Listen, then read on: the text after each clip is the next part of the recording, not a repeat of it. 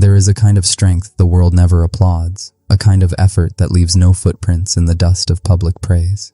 Most people believe that if no one sees your sacrifice, it doesn't count. That if your struggles go unwitnessed, your victories won't come. But what if the silence itself was the secret? Stay with me, because in the folds of a small forgotten village, a humble weaver once discovered a truth that changed everything, not by speaking louder, but by going quieter than anyone had ever dared.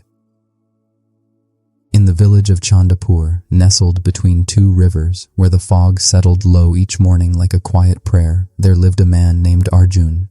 He was a weaver by trade and by heart. His fingers moved across the loom the way water moves across stone, without argument, without pause, without complaint. Every thread he pulled was precise. Every pattern he created carried a kind of dignity that only comes from a man who loves what he does. But Arjun had one shadow that followed him. He was invisible, not in any mysterious sense, but in the truest village sense. His neighbor, Vikram, was a tailor with a loud laugh and a louder tongue. Vikram talked about his work at every chai stall, every temple gathering, every evening fire. He told anyone who would listen how skilled he was, how his fabrics were the finest, how no one in 3 districts could match his craft. People believed him, because people often believe what is said with enough confidence. Arjun said nothing. He only wove. A traveling merchant arrived in Chandapur one autumn morning, a man named Harish Bai, with keen eyes and a sharper instinct for quality. He walked through the market slowly, running fabric through his fingers the way a musician listens for a single wrong note. He stopped at Vikram's stall first. Vikram welcomed him with both arms, spreading his finest pieces across the table, speaking of craftsmanship, heritage, lineage. Harish Bai listened politely and moved on. He came to Arjun's corner, a modest table at the edge of the market, beneath a neem tree that whispered in the breeze. Arjun was still weaving, not even looking up. The merchant lifted one of his shawls. His hands went still. He held it up to the morning light and watched the pattern breathe. There was something in that cloth, a patience, a precision, a quiet love that no loudness could manufacture. "Who made this?" Harish Bai asked. "I did," Arjun said, without pride, without performance. Just truth. The merchant placed an order that morning that was larger than Arjun had received in 3 years combined. But the story doesn't end with a sale. It deepens from here. Years passed like monsoon clouds, full, heavy, then suddenly clearing. Arjun continued his silence. He did not boast at the evening fires. He did not announce his growing clientele. He did not perform his success. He only refined his craft, quietly and relentlessly, the way a river quietly deepens its own bed while appearing to stand still. Vikram, meanwhile, found that reputation built on words has a short shelf life. Customers who came with high expectations left with disappointment. Slowly, his orders thinned. His stall grew quieter. The loudness that once drew people in now felt hollow, even to himself. One evening, as the village gathered for a harvest celebration, someone pointed to Arjun and mentioned that a famous textile house in the city had put his name in their catalog, that his work now traveled across the country. The village fell into a surprised silence. How? When? No one had even known. And that was precisely the point. An old woman named Kamala, who had spent 70 years watching village life rise and fall, came to sit beside Arjun that evening. She said something he never forgot. "Beta," she said, "the sun does not announce the morning, it simply rises, and the whole world wakes." He did not understand it fully that night, but over the following years, as his work spoke for itself, as strangers came to find him, as no amount of noise from others could diminish what he had quietly built, he understood it completely. There is a lesson living inside Arjun's story, and it speaks directly to us. Think of a bamboo tree. For the first 4 years after planting, it barely breaks through the soil. You water it, tend it, protect it, and nothing visible happens. But in the 5th year, it grows nearly 30 meters in just 6 weeks. People who didn't see the years of silent root building call it a miracle. It isn't. It's patience made visible. This ancient wisdom is not just for weavers in forgotten villages. In our modern world, where every achievement must be posted, every milestone announced, and every effort validated by an audience, we face the same invisible war. The war between working for applause and working for mastery. So here are the truths Arjun's silence taught us. First, understand that the quality of your work is your loudest voice. No marketing can substitute for craft, and no announcement can survive a product that disappoints. Second, recognize tone. Silence is not weakness, it is strategy. When you stop performing for others, you create the mental space to truly improve. Distraction wears many masks, and the most seductive one is public approval. Third, remember that patience is not passive. It is active, daily, disciplined investment in invisible roots. The fruit will come, but only after the roots are deep. Fourth, know that the right people will find you. You do not need to chase everyone. Build something real, and Harish Pai will always come.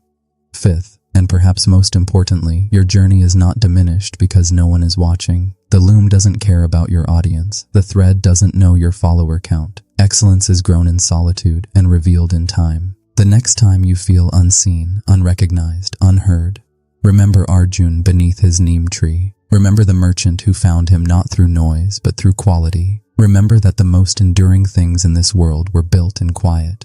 Work hard in silence. Let the cloth speak. Final word. Count 1052 words, expanding below to meet 200 plus minimum. Expanding to full target. Continued narrative. What Arjun had also learned, slowly, the way all real lessons arrive, was that silence had protected him from his own ego. There is a particular danger in announcing your ambitions before they are ready, like pulling a seedling from the earth to check if the roots have grown. The very act of checking destroys what you were trying to grow. He had watched others in the village speak their dreams so loudly that the speaking became a substitute for the doing. They received congratulations for goals not yet reached. They accepted admiration for work not yet completed.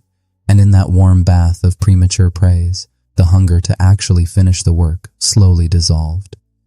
Why strive toward the mountain when you have already been celebrated for the view from the foothills?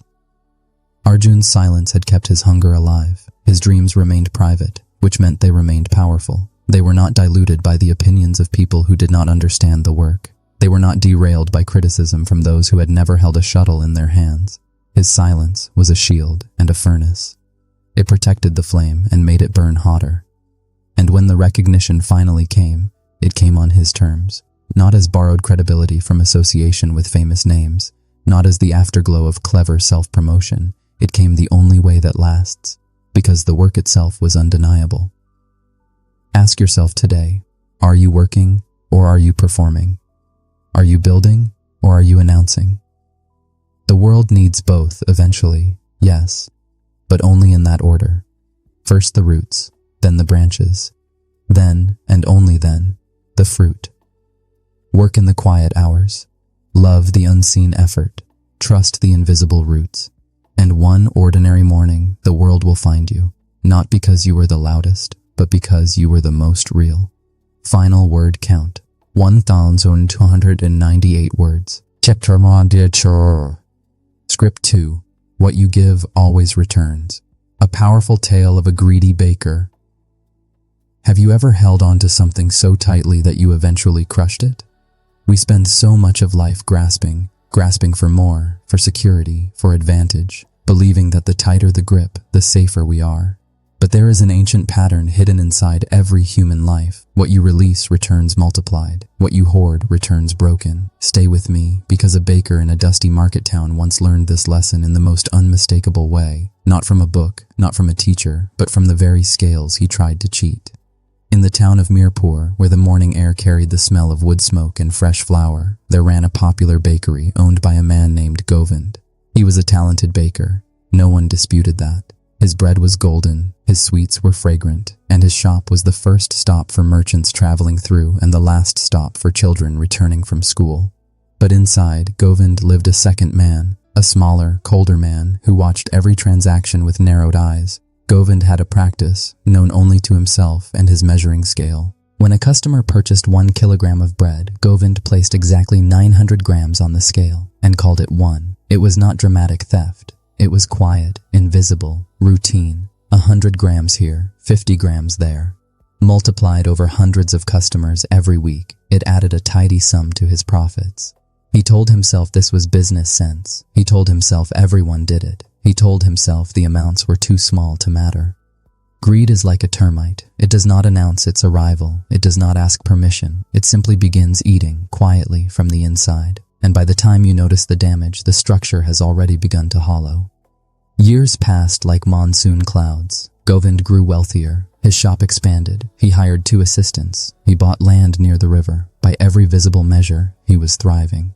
Then, one winter, a new supplier arrived in Mirpur, a large flour merchant from the city named Diaram, who sold in bulk to village bakers at prices no one local could match. Govind, always drawn to a better margin, signed a long-term contract with Diaram and began receiving weekly flour deliveries. 6 months passed. Then, during a routine bake, Govind noticed his bread was coming out lighter than expected. He adjusted his recipe. The problem persisted. He blamed the weather, the water, the wood. But a persistent itch of suspicion grew in the back of his mind. One morning, a customer, a schoolteacher named Sabaya, returned to the shop carrying a wrapped parcel and a calm, steady expression that made Govind's stomach tighten. "I weighed this at my colleague's shop," Sabaya said quietly. "You sold me 900 grams and charged me for 1 kilogram. The shop went silent. 3 other customers turned from the counter. Govind began to defend himself, but the words curled back before they reached his lips, because in that exact moment, something inside him cracked open, not from embarrassment, not from fear of consequence, but from recognition.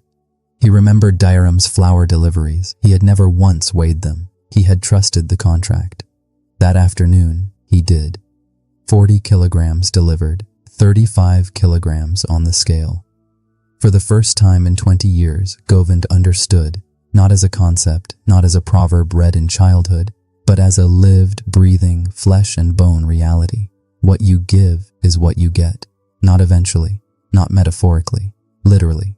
The same scale he had tilted against his customers had been tilted against him, by a man using the same logic, the same rationalizations, the same quiet confidence that small deceptions go unnoticed.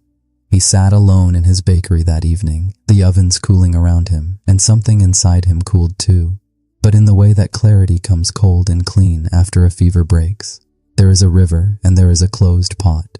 The river gives freely, to fields, to animals, to travelers, and is fed in return by 100 streams. The closed pot hoards what it holds, grows stagnant, and eventually cracks from the pressure of what it refused to share. Govind had been the closed pot, and he had not seen it because the pot rarely sees itself from the outside. This truth does not live only in Mirpur. It lives in every transaction in our modern world, in every workplace where credit is stolen, in every relationship where love is withheld as leverage, in every community where a person takes more than they contribute. The scale always rebalances. So here are the lessons Govind's bakery taught us. First, understand that integrity is not just a moral virtue. It is a practical one. A business built on honest measure outlasts one built on stolen grams by decades. Second, recognize that what we practice, we invite. The standards we apply to others become the standards applied to us, not by fate, not by karma as some distant cosmic system, but by the simple reality that we attract and normalize the same behaviors we model. Third, remember that small dishonesties carry heavy futures. The 100 grams Govind shaved from each sale felt like nothing, but multiplied by years, it became the architecture of a man who could no longer trust anyone, including himself. Fourth, know that generosity is not weakness. It is the highest form of intelligence. The baker who gives fair measure builds a reputation that becomes the most durable currency of all. Fifth, consider that the universe has no exceptions to the law of return. What flows out of your hands, your heart, your words, flows back. Not always through the same channel, not always on your schedule, but it flows back. Govind changed his scale that week. He also wrote a letter to every customer he could identify and offered a simple, public correction, not in shame, but in honesty. It cost him something, but what it returned was immeasurable. The schoolteacher Sabaya became his most loyal customer for the next 15 years. Today, before you close this moment, ask why. Ourself one question, not about money, not about business. Just this: are you giving what you would want to receive? In your home, in your work, in the small invisible choices no one else will ever audit. Are you placing the full kilogram on the scale? Because you are, every single time. What you give always returns. Make sure what you are giving is worth having back.